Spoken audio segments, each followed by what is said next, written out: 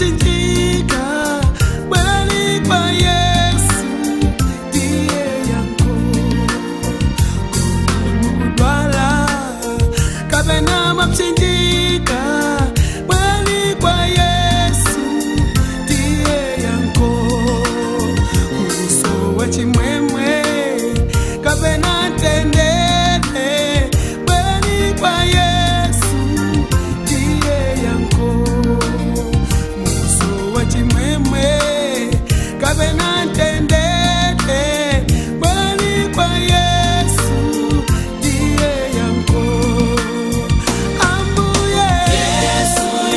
mwana wa Davide univele yifundo ambuye Yesu mwana wa Davide univele yifundo